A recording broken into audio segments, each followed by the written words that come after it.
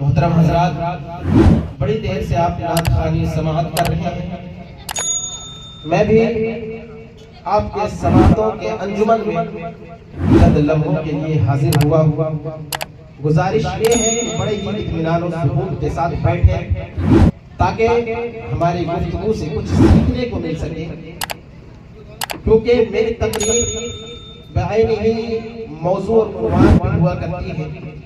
آپ حضرات بڑے ہی اطمینان سے بیٹھے، انشاءاللہ تبارک و تعالی شادی کے تعلق سے کچھ باتیں آپ کو بتاؤں گا.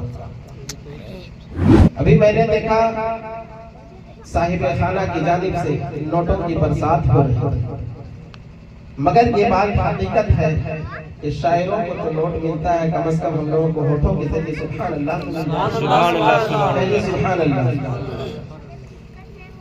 میں نے جس حدیث مبارکہ کی تلاوت کا شرف حاصل کیا، اس پہ روشنی ڈالنے سے قبل بہتر اور مناسب یہی ہے کہ ہم اور آپ مل کر سب سے پہلے پیارے آقا سرور کائنات، فخر موجودات، منبع حسنات، دافع بلیات، حضور رحمت للعالمین صلی اللہ علیہ وسلم کی بارگاہ میں جھوم جھوم کر دل لگا کر کے درود شریف کی ڈالیاں نچھاور پیش کرے، بآواز بلند پڑھیں اللہ رب محمد صلی اللہ علیہ وسلم، نحن عباد محمد صلی اللہ علیہ وسلم.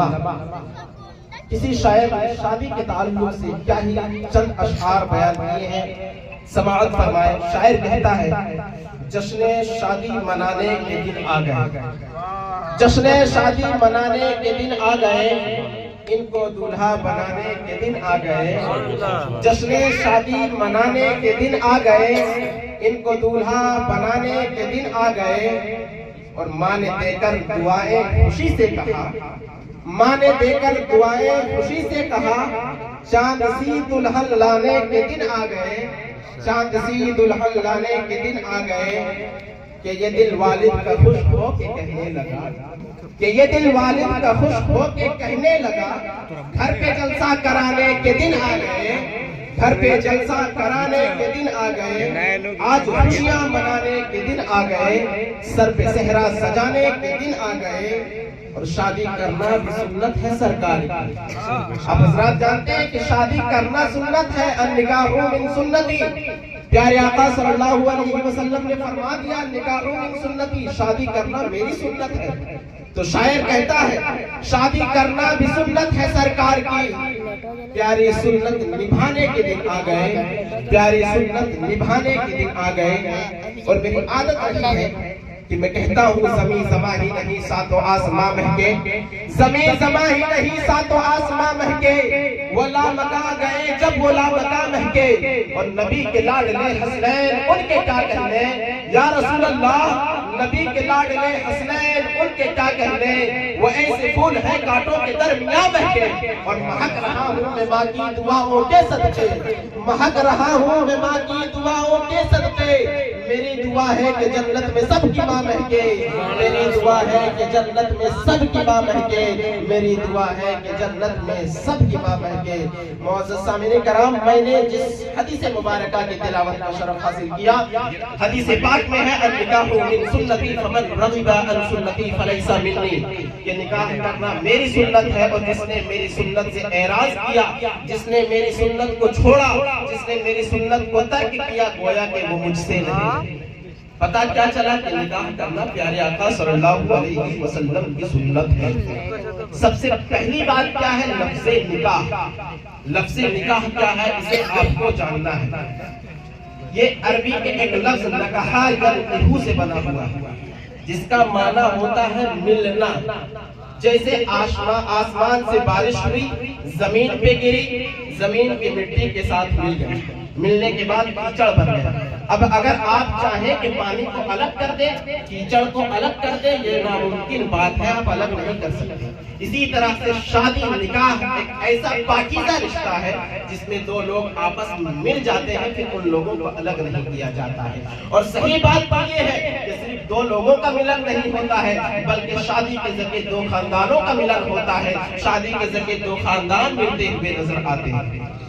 اسلام ایک ایسا ضابطہ حیات ہے، اسلام ایک ایسا پاکیزہ مذہب ہے، اسلام ایک ایسا پاکیزہ دین ہے جو جگہ جگہ ہماری رہنمائی کرتے ہوئے نظر آتا ہے. مائک آپریٹر تھوڑا سا آواز کھینچ رہا ہے، اس کو بنانے میں. اسلام ایک ایسا پاکیزہ مذہب ہے جو جگہ جگہ ہماری رہنمائی کرتے ہوئے نظر آتا ہے. دیکھیں کیسے پاکیزہ مذہب ہے.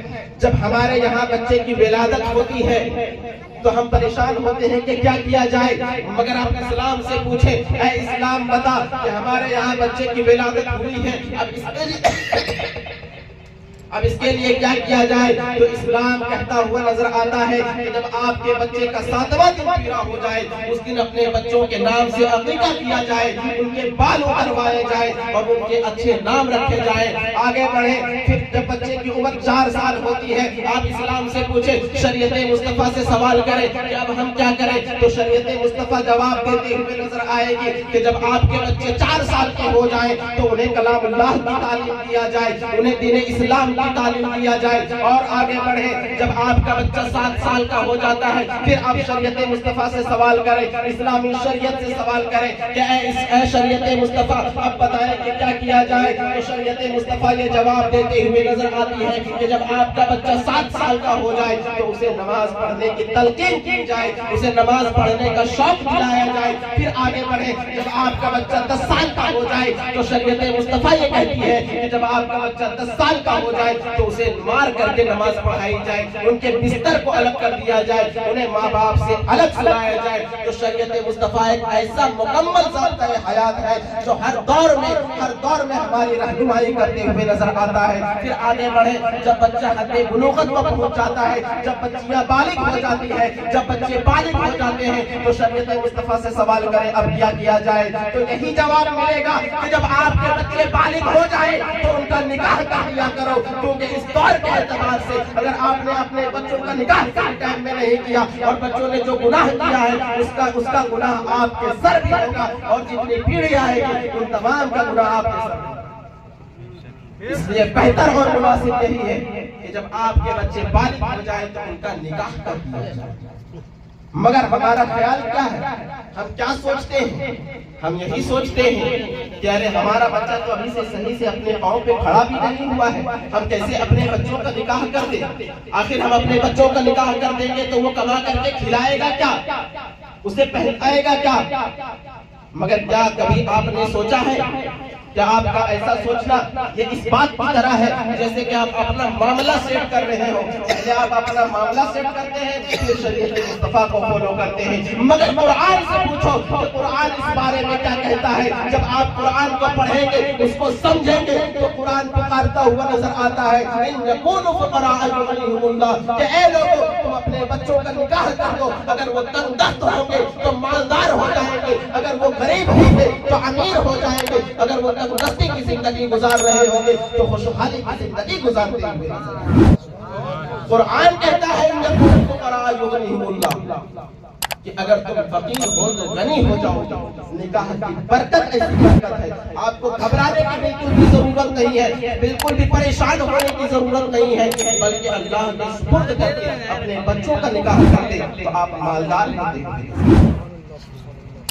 کیا کبھی آپ نے غور کیا کہ جب آپ اکیلے ہوتے ہیں تو آپ کے حصے کی رزق آپ کو دی جاتی ہے. آپ جہاں کہیں بھی ہو دنیا کے کسی بھی کونے میں اللہ تبارک و تعالی رزق آپ کو عطا کرتا ہے. جب انسان 1 سے 2 ہو جاتا ہے، شادی ہو جاتی ہے، بیوی آ جاتی ہے تو ساتھ ہی ساتھ آپ کے رزق کے ساتھ اللہ تبارک و تعالی آپ کی بیوی کا رزق بھی آپ کو عطا کرتا ہے. جب بچے ہو جاتے ہیں تو بچوں کا رزق بھی عطا کیا جاتا ہے. یہ کہاں سے آتا ہے؟ یہ اللہ تبارک و تعالیٰ کی دین ہے کہ جیسے جیسے آپ کا پریوار بڑھتا جا رہا ہے رزق میں کشادگی ہوتی جا رہی ہے. اس لیے ہمیں گھبرانے کی بالکل بھی ضرورت نہیں ہے. اور یہ کون فرما رہا ہے کہ اگر آپ کے بچے فقیر ہو تو ان کا نکاح کر دو؟ ارے یہ تو قرآن فرما رہا ہے. اور اس قرآن کی شان کیا ہے جس کے بارے میں شاعر کہتا ہے کہ ہے قول خدا قول نبی، قرآن نہ بدلا جائے گا. ہے قول خدا قول نبی، فرمان نہ بدلا جائے گا.